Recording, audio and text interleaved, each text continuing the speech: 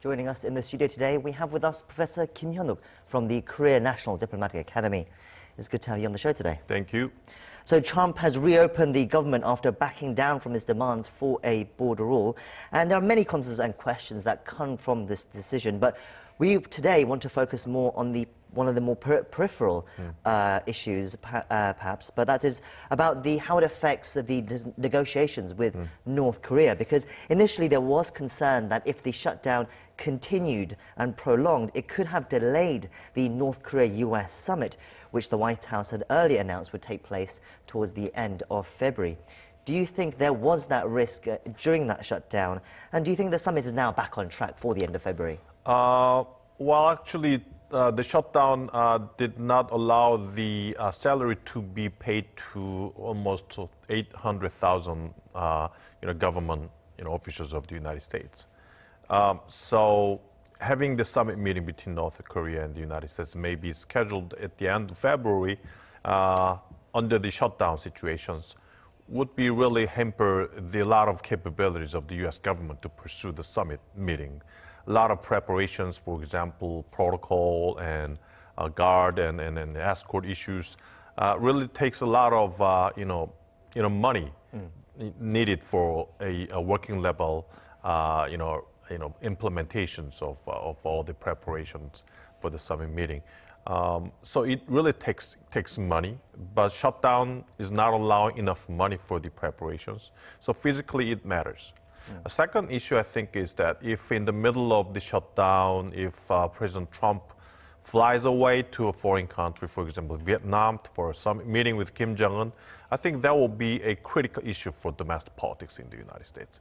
A lot of people, especially Democrats, and they will criticize President Trump for having a summit meeting abroad when there is a serious situation within the United States, which is a shutdown situation. And also during the talk between Nancy Pelosi and President Trump, talking about the speech of President Trump, which has been denied by Pelosi. One of the issues that Trump made was that, okay, if you want to go abroad, you're not allowed to take the government plane of the United States. So I think that issue would be the same issues if President Trump flies away to foreign countries during the summit meeting, during the shutdown situation. The current deal to keep the U.S. government open is actually only set to last into mid-February, meaning that it could happen again at some point, especially because it seems that Trump and the Democrats haven't really made any headway towards a real long-term deal. So do you think this shutdown could really happen again? And then, if that does happen, do you think that does mean that the U.S.-North Korea summit could also be delayed? Well, President Trump mentioned that it is possible to have another shutdown or declaration of state of emergency possible in February 15th if two sides do not come up with an agreement about this case. Democrats and President Trump, they should have some kinds of willingness to have a bargain and come up with some kinds of agreement. For example, the budget required for the wall building, which is for about $0.57 million or something like that, which is required for the wall building. If there was a question to President Trump, are you willing to reduce that amount for a deal with Democrats? And President Trump said no. So he said that he will just keep on that exact amount of budget to build the border wall. And that kind of position, I'm not sure if you're using that kind of mentions for bargain with Nancy Pelosi, but I don't think for now he have any willingness to have a bargain with Democrats, which I don't think is a good signal for a perpetual and complete deal for the shutdown situations. I think it's $5 billion for that wall, in Oh, fact, okay. yes. And then if that does happen, maybe it could delay the North Korea summit. But let's assume now that it doesn't happen that way. Let's assume for now, because there's too many consequences, I think, to think about. But the actual progress towards the summit does seem to be going quite well, especially after recently the Kim Jong-un was reportedly have given a very good reaction to Trump's last letter to him, which was given by Kim Young-cho. So one South Korean newspaper is actually saying that Trump wrote in that letter that he had something he wanted to discuss with Kim that would, quote, be of interest to North Korea. And that's quite an interesting phrase, to be of interest to North Korea. What do you think that point of interest would be? The important interest that Kim Jong-un has is, sanction lifting at this point. But U.S. and North Korea, they have their own interests. For example, from the U.S. point of view, if Kim Jong-un wants the sanctions to be lifted, there should be some clear signals for a denuclearization. Some of the important issues has been verification issues. For example, Kim Jong-un in his New Year speech, expressed his willingness to stop producing the nuclear weapons and nuclear materials. So there were some rumors that these kinds of, stopping productions of nuclear weapons would be a deal that would be proposed by North Korea. And also Yongbyon facilities destructions. Also, all these issues provided to the United States. I don't think U.S. will be satisfied with all these proposals and give back to North Korea sanctions lifting. There should be at least declaration and verification issues. So if North Korea accepts some kinds of verification issues, for example, Yongbyon facility destructions and nuclear production stop, all that kind of things, if North Korea accepts inspectors going to North Korea and do the inspections on the sites and do the verifications, I think that will be satisfy the United States. But then, what would the U.S. give to North Korea in response?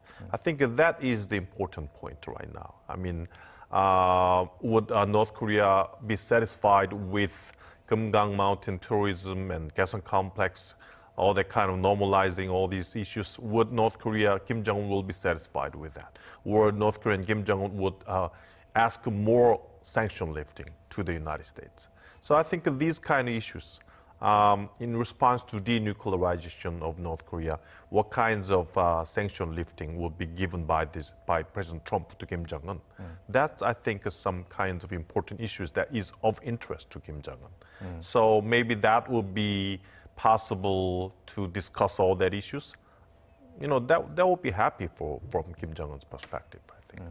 Those initial details for that kind of deal would have to be discussed at a working level talks between the two countries. But it was interesting as well. It was revealed when Pompeo came back from his after meeting with Kim Young-cho. It was revealed that working level talks with the U.S. nuclear envoy Stephen Beeding, North Korea had appointed a new nuclear envoy. We thought that originally the role had been given to Pyongyang's Vice Foreign Minister Choi Sun-hee, but it looks like North Korea has designated someone else, and reports are now suggesting that it's Kim Hyuk-cho, the former ambassador to Spain. What do we know about Kim Hyuk-cho, and what do you make of this possible new appointment? Kim Hyuk-cho is now vice minister level official in North Korea. And age is, I think, 48 something. Very young, very high level, very fast speeding, race in the Department of Foreign Affairs in North Korea. So very smart and promising. His father was an ambassador to, which country was it? But ambassador before, and he has been working for a long time in domestic strategic department within the foreign ministry. So he is now an expert on the nuclear disarmament. So making him a person to talk with Stephen Biegun means that now North Korea is gearing the discussion towards a verification issues more specific denuclearization issues. Choi Sun-hee is not a nuclear expert. She is not an expert on verification. You know, now I think when North Korea and the United States go into more serious agreement and discussions in working level, they should talk about the inspections of IAEA inspectors and also U.S. experts on nuclear side of North Korea. And maybe North Korea think that, hey, now we need more expert person to talk with Bigan. But is Bigan also nuclear expert? Maybe not.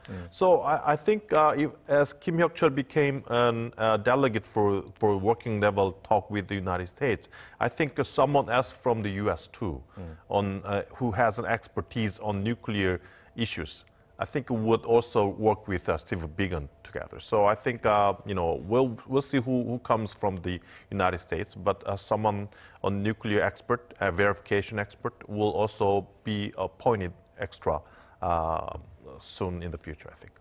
So perhaps the change is a good sign from North Korea. Another good sign from possibly the U.S. and the United Nations is actually that reports are currently emerging that say the UN Security Council has given an exemption to North Korea sanctions so that the two Koreas can carry out recovery of remains of soldiers killed in the Korean War. How significant do you think this exemption is? Do you think it shows perhaps some flexibility from the UN, the US towards easing of sanctions? Yes, I think the US is now both beginning to give a more positive incentive to North Korea for a summit meeting between two leaders, and also substantially now easing sanctions on North Korea. Because I think in Stockholm, maybe the talk between North Korea and US delegates have been very productive, I think. I mean, still there are something that they have to agree upon before the summit begins, but at least they have some kinds of agreement that is needed as basic agreement to get prepared for the summit meeting. But maybe there will be more demands by North Korea and also the United States. And the US would think that, oh, we need more actions and measures by North Korea for denuclearization. Maybe some kinds of more issues about the verification issues, because there are a lot of spectrum on the verification, depth of verification and the width of verification. How much North Korea would accept when inspectors go into North Korea? Would North Korea just let them stand by the destruction site of destruction of site, or would North Korea allow them to go into the site for a more specific inspections, for example, sampling, gathering samplings and all that kind of specific procedures for verification. So that kind of thing is something, they need to talk about. So I think for now, in order to narrow the gap between the U.S. and North Korea, I think the U.S. is giving a very good incentive to North Korea. But at the same time, I think the deal is getting better and better. So in fact, the sanction lifting procedure is now beginning to be serious by the United States to North Korea. So this is a very good signal. We'll have to wrap things up there, Professor. So it's good to have you in here as always, and thank you for your thoughts. Thank you.